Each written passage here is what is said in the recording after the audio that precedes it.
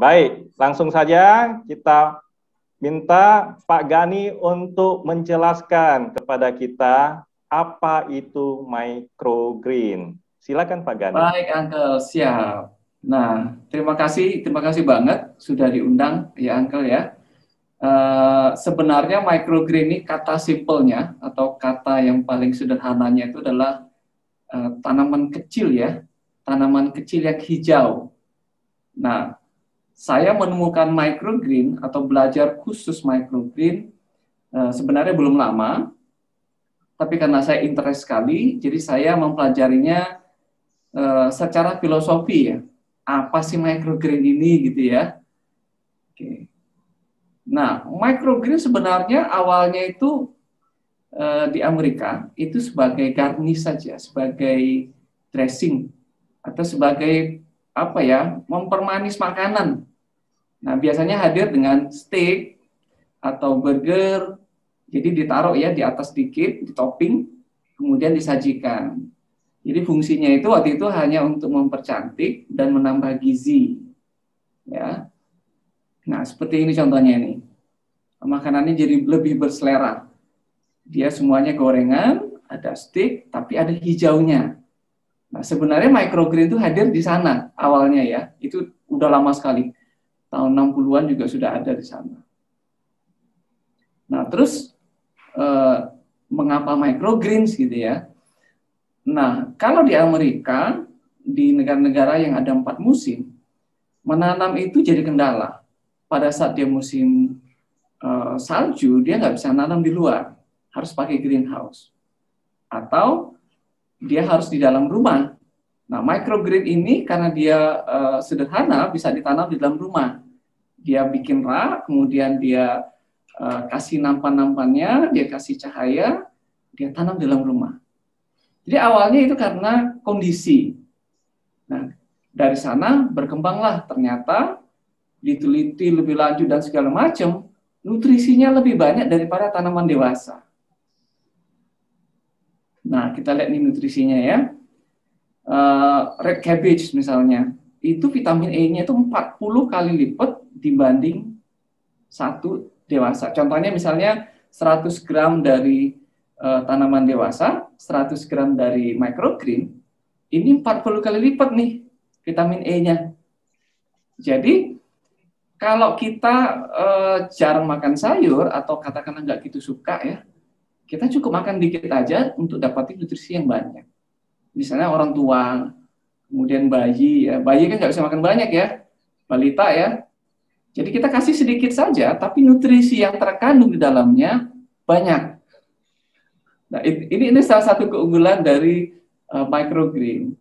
Dan hampir semua microgreen punya sifat yang sama. Brokoli misalnya, brokoli itu 40 kali lipat. Kemudian yang paling sedikit pun ya 4 kali lipat. Jadi penelitian ini bukan di Indonesia, tapi di luar negeri. Sehingga microgreen berkembang terus, tapi levelnya masih di restoran. Ini di Amerika. Waktu saya tonton, saya pelajari, kok di Indonesia tidak begitu ramai, padahal ini banyak gitu loh ya. Bagus banget. Dari situ saya baru ngerti bahwa yang mengenalkan microgreen di awal-awal itu menggunakan benih-benih yang ada di Amerika. Akibatnya ya satu nampan, kalau kita tanam katakanlah pisut, kemudian brokoli, itu panennya bisa 50.000. Jadi nggak cocok. Jadi hanya dikenalkan, kemudian ini sebagai ilmu baru gitu ya.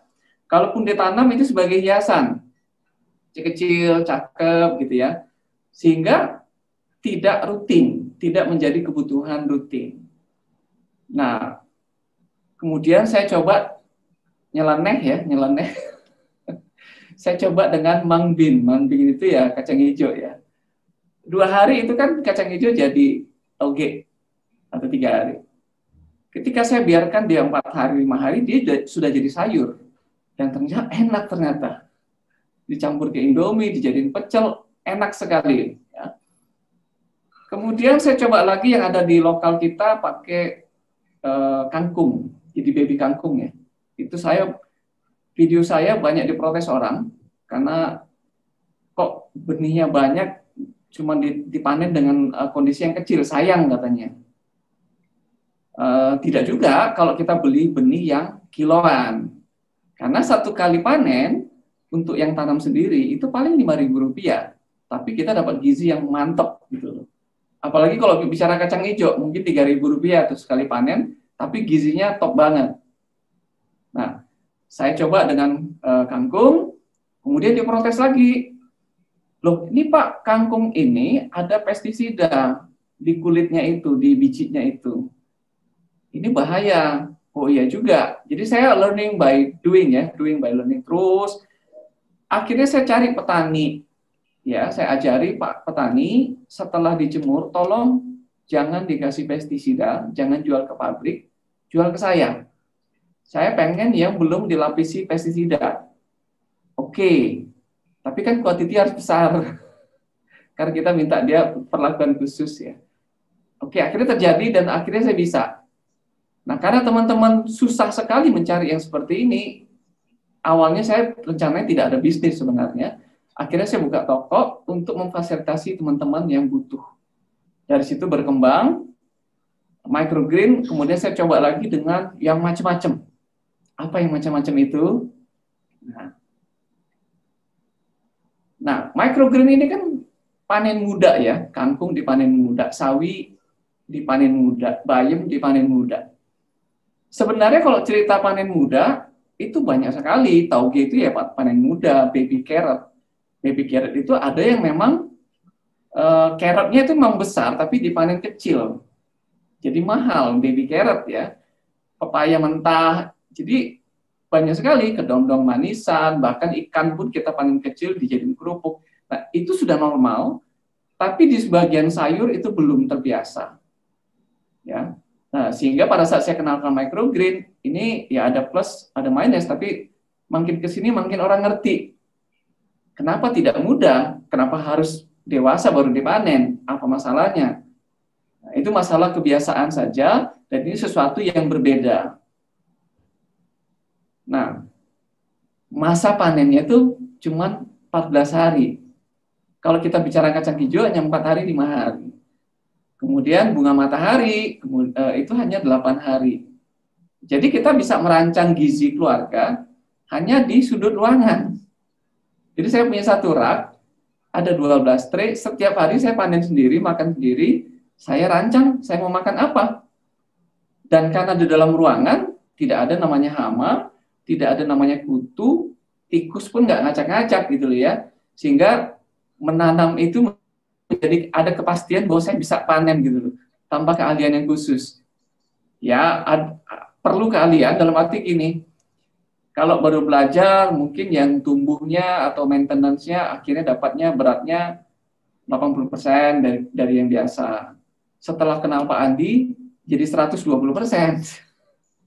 Karena dia selalu bereksperimen, skalanya dia skala industri gitu. Kalau yang lain kan skala rumah, nyoba-nyoba. Kalau dia langsung nyobanya, Pak Gani beli tray 20, kemudian beli ini sekian kilo gitu ya.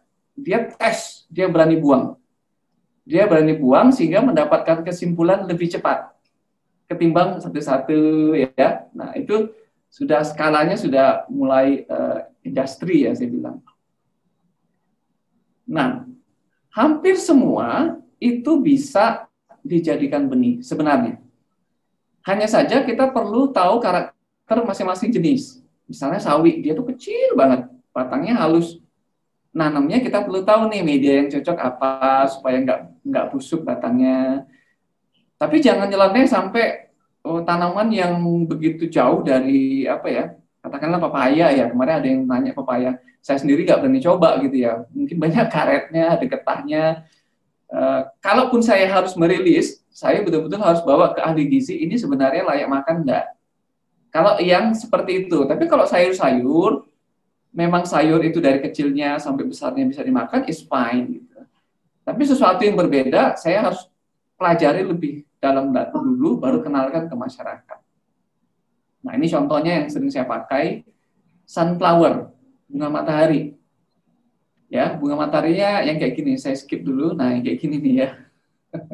Ini bunga matahari. Nah, bunga matahari ini termasuk yang paling populer di Amerika, sunflower. Kenapa populer? Enak banget. Kalau buat salad itu dikasih dressing, super sekali. Ya. Kemudian kangkung taste-nya masih kangkung, tapi dia teksturnya yang berbeda. Tapi taste-nya kangkung. Kemudian sawi. Sawinya karena kecil, kita nggak berharap tekstur ya, karena kecil ya. Tapi dia bisa jadi garnish, juga mendapatkan gizi pada saat kita masukkan dia di atas bubur, di atas Indomie. Jadi makan Indomie itu nggak merasa bersalah karena ada gizinya ya, ada hijau-hijaunya di atas. Kemudian ada wijen, ya, selasi, kemangi, red radish. Red radish itu lobak ya, lobak merah. Dan ini pahit dan pedas. Jadi kita dapat sensasi yang berbeda.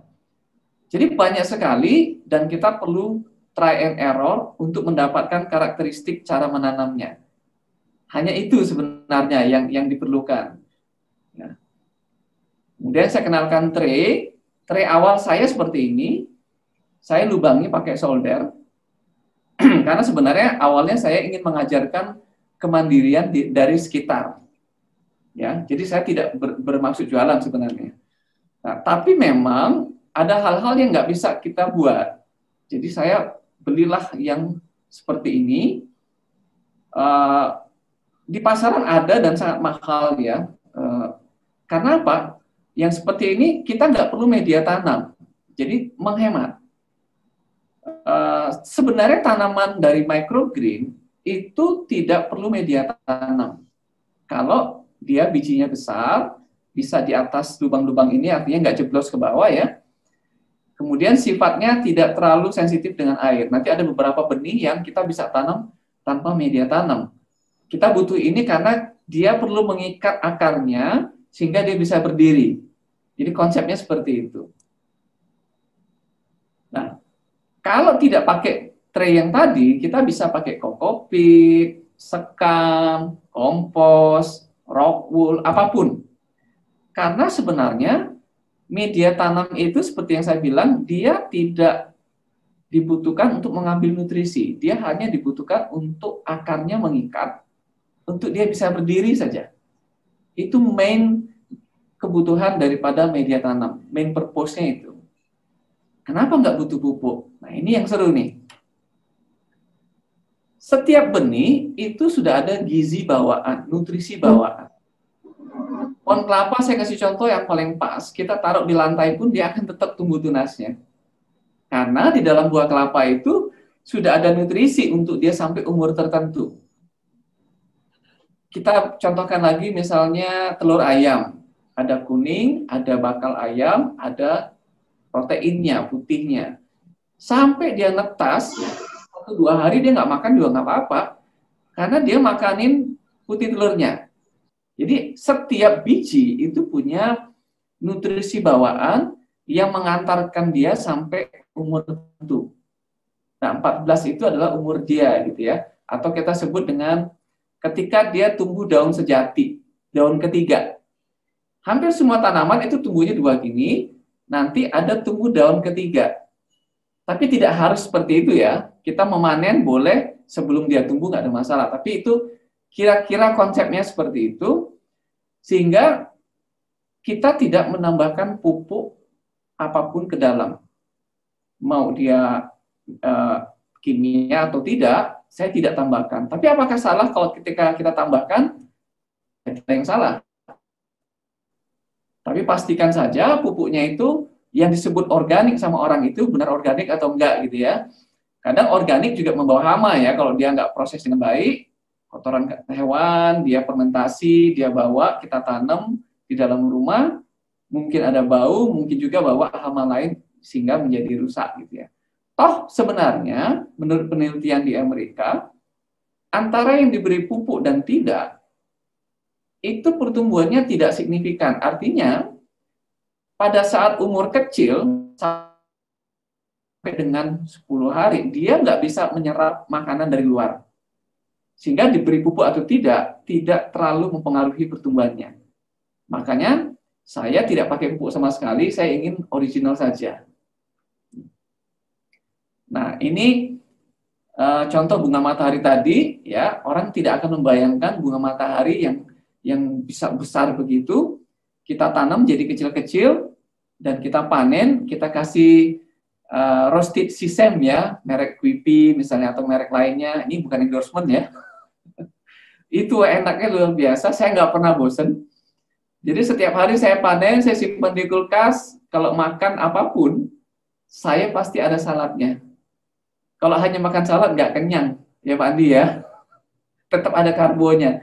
Tapi paling tidak, saya lebih banyak makan sayur jadinya. Dan itu saya pastikan free pestisida ataupun pupuk kimia. Nah, kira-kira itu Uncle. Jadi gambaran dari microgreen itu ya seperti itulah.